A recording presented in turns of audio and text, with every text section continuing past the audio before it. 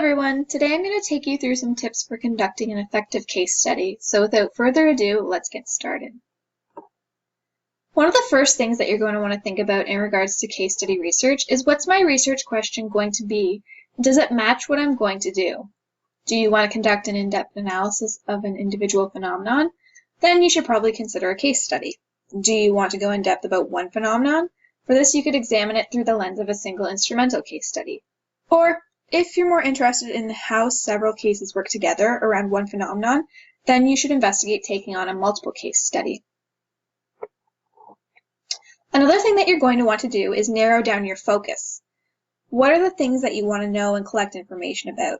These can be individuals, programs, policy, a classroom, events, an organization, and so on and so forth. You should also be pretty selective when bounding your case. Make sure to set your parameters and stick to them. Clearly state which aspects you're going to focus on.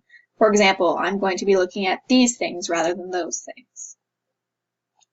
One important factor that needs to be taken into consideration is data collection methods. You should establish pretty early on how you intend to collect the data.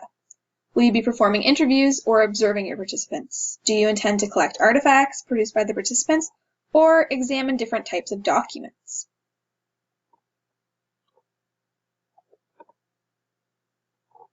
In terms of case study ethics, and as with any academic research project that involves people, you need to seek informed consent from the participants.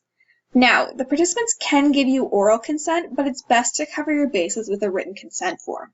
You'll need to explain to them the purpose of the study, its expected length or duration, what sort of information will be released in the report, as well as if you intend to use any type of audiovisual recording equipment.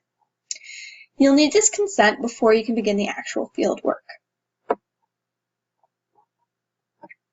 Another factor to take into consideration is that case study research is not a one-time thing or a one-day event. Case studies typically take place over an extended period of time so that researchers can see how the data changes and evolves.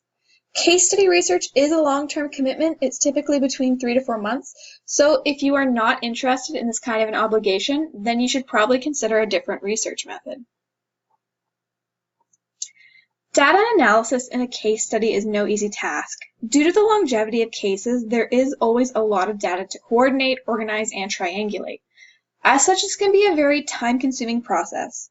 Think about it. First, you need to transcribe the data, then you have to develop a coding system and code the data, and then you have to go through all the data to develop your themes. Finally, from all of this analysis, you can finally start to generate your theory.